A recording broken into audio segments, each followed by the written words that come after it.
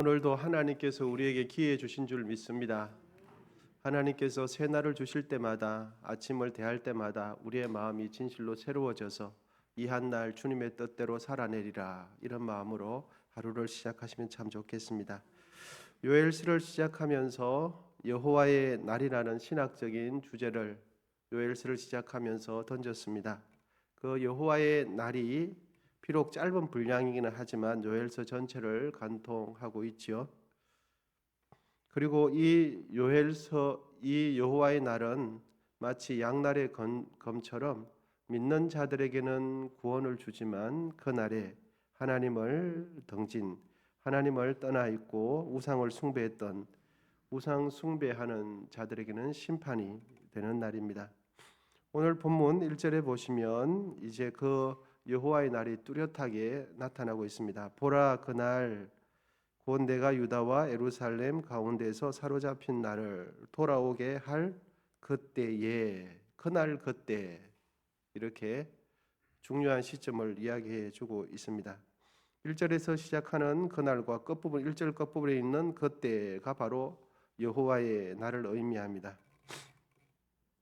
여러분, 오늘 말씀은 제가 한 두 가지 정도를 질문을 드리고 또 답을 해보는 그런 형태로 이 여호와의 날과 연관해서 말씀을 나누고자 합니다. 우리는 이렇게 알고 있습니다. 하나님은 이 세상, 믿지 않는 사람들, 이 세상까지 사랑하신다. 틀린 말씀이 아니죠. 그런데 하나님은 이 세상을 사랑하실 뿐만 아니라 하나님을 섬기는 하나님의 백성들도 사랑하신다. 이 말씀도 역시 틀린 말씀이 아니죠. 그런데 이 둘의 차이는 분명히 있습니다. 하나님께서 하나님을 믿지 않는 세상을 사랑하는 것과 하나님의 자녀를 사랑하는 그 사랑의 차이는 분명히 있습니다. 이 둘의 차이를 성경은 주로 이런 식의 방식으로 표현해 주고 있습니다. 하나님의 백성, 하나님의 자녀가 범죄했을 때는 하나님은 징계를 하시죠. 그런데 하나님을 인정하지 않는, 하나님으로 섬기지 않는 사람들에게는 그들이 죄를 범했을 때 공의에 따른 멸망의 심판을 하십니다.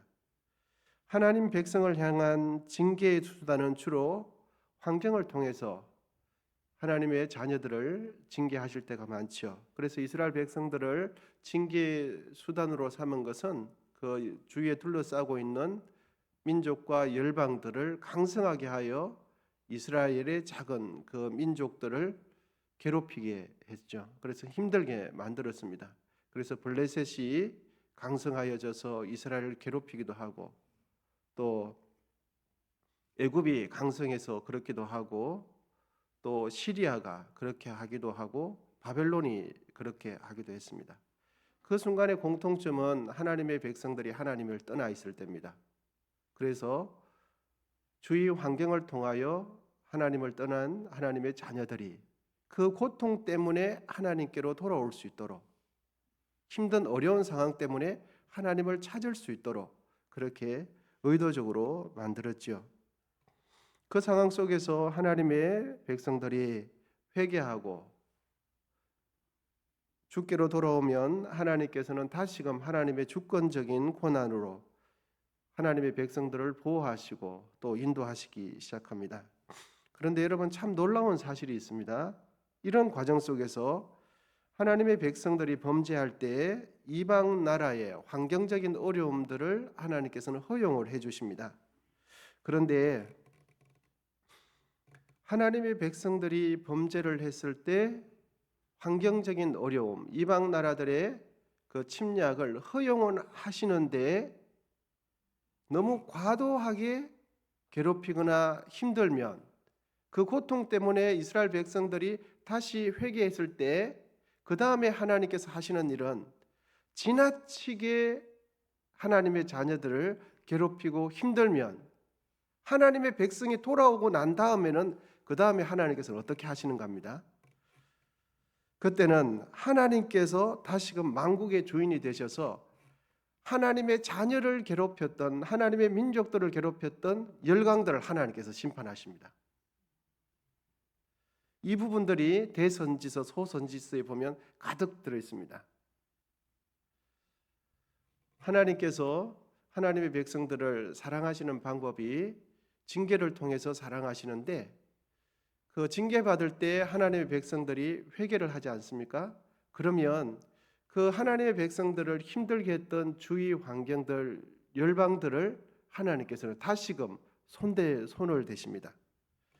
그러므로 하나님의 자녀들을 향한 하나님의 징계는 돌이키기 위한 목적이며 일시적인 고통만을 줄 뿐이지 영원히 버리지 않으십니다.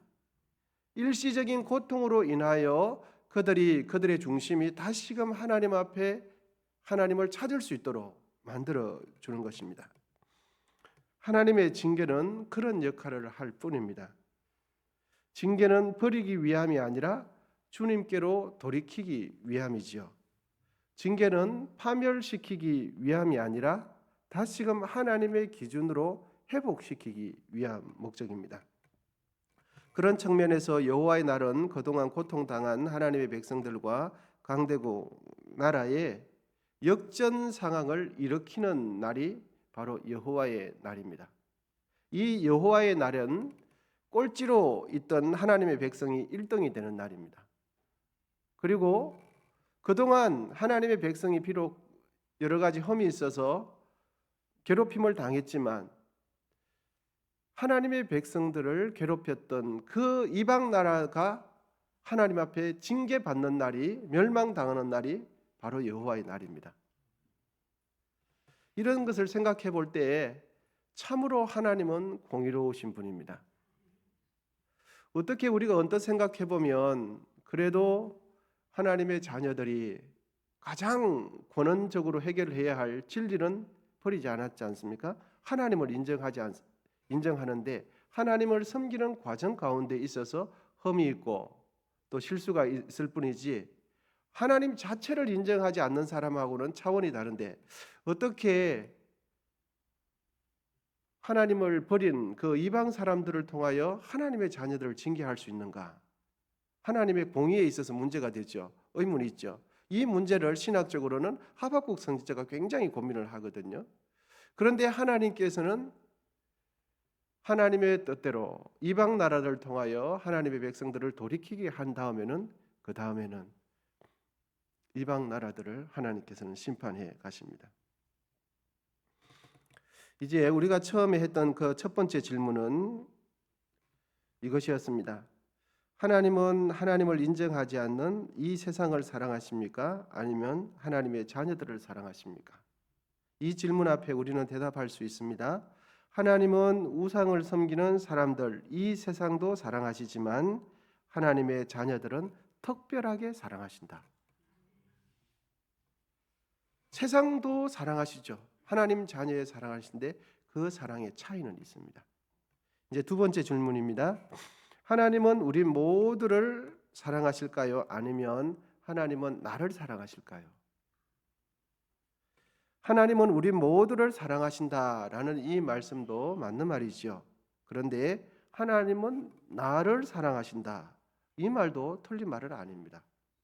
그런데 이 둘 중에서 우선순위를 생각한다면 그것은 나를 사랑하시는 하나님을 더 깊이 만나야 합니다.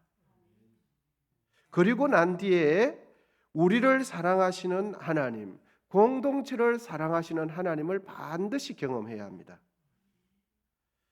우리의 하나님이 되기 전에 나의 하나님이 먼저 되셔야 합니다. 나를 변호하시고 나를 신원하시며 나를 사랑하시는 하나님을 깊이 만날 필요가 있습니다. 나의 하나님이라고 해서 나만을 위한 이기적인 하나님을 뜻하는 것이 아니라 지극히 개인적인 하나님을 깊이 만나야 한다는 뜻입니다. 시편 23편 1절에 보면 이러한 각도로 이 성경 구절을 떠올려 보시면 이렇습니다. 여호와는 누구의 목자입니까? 나의 목자죠. 우리의 목자가 아니라 나의 목자가 되십니다. 그래서 누구에게 부족함이 없습니까? 내게 부족함이 없으리로다. 여러분, 하나님을 나의 하나님으로 지극히 인격적이고 개인적인 하나님을 깊이 만나실 수 있기를 바랍니다. 신앙생활 하면서 반드시 내가 만난 하나님이 있어야 합니다. 나만을 위한 하나님이 아니라 나와 하나님과의 아무도 모르는 비밀스러운 그 지극히 개인적이면서 하나님과의 그 인격적인 만남이 깊이 있어야 됩니다. 또한 시편 18편 2절에 보면 여호와는 누구의 반석이십니까? 나의 반석이시죠. 그리고 여호와는 누구의 요새십니까? 나의 요새시고 누구를 건지시는 이십니까? 나를 건지시는 이시요. 누구의 하나님이 되십니까? 나의 하나님이시요. 여러분, 하나님은 이 모든 만물을 보편적으로 다 사랑하십니다. 뿐만 아니라 하나님을 믿는 사람들의 공동체를 하나님께서는 여전히 붙들고 계시고 사랑하십니다. 그것과 더불어서 우리가 간과하지 말아야 할 것은 하나님을 믿고 섬기는 하나님의 자녀들을 특별하게 사랑하신다는 이 진리를 간과하지 말아야 합니다. 우리는 공동체 속에서 임재하시는 하나님도 만나야 하지만 지극히 개인적으로도 하나님을 깊이 만나야 합니다. 하나님께서는 우리 각자를 특별하게 사랑하심으로 우리도 하나님을 개인적으로 특별하게 사랑하실 수 있기를 바랍니다. 하나님을 만날 때에 주일날 대예배 시간에 만나는 하나님이 꼭 있으셔야 합니다. 그것과 함께해서 집에서 아니면 집이 아니더라도 내가 어디에 있든지 나와 하나님 개인적인 만남이 꼭 있으셔야 됩니다. 이 두 바퀴가 함께 가야 건강한 신앙생활을 하실 수 있고 어떤 어려움 앞에서도 하나님을 신실하게 섬기실 수가 있습니다. 그래서 주일 성소도 하나님 잘 예배하지만 삶 속에서 나의 생활 속에서 개인적으로도 하나님 주중에도 잘 만나실 수 있기를 축복합니다. 기도하겠습니다. 하나님 아버지 감사합니다. 또 새날을 허락해 주시고 또 이 하루를 하나님 말씀을 나누고 또 기도하기를 원합니다. 하나님께서 함께하여 주시고 하나님의 뜻 가운데 이 하루 승리할 수 있도록 도와주시옵소서. 아버지 하나님, 교회가 필요한 일꾼들을 세워주시고 하나님 뜻 가운데 하나님 2차 장로 선거도 잘 진행될 수 있도록 도와주시옵소서.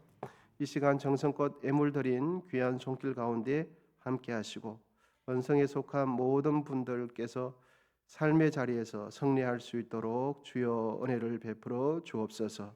이 나라 이 민족 한국 교회 가운데 함께 하시고 또 아버지 하나님 여러 세계 곳곳에서 전쟁이 벌어지고 있습니다.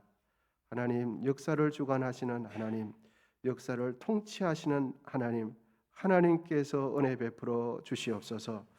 이제는 우리 주 예수 그리스도의 은혜와 하나님 아버지의 담없는 사랑과 성령의 교통하심이 하나님의 심판의 날이 완전한 승리의 날이 되기를 소망하면서 오늘 우리에게 주신 그 삶 속에서도 하나님과 동행하며 그 하나님과 승리하기로 결심하는 우리 모두 위에 이제로부터 영원히 함께 하시기를 간절히 축원하옵나이다. 아멘.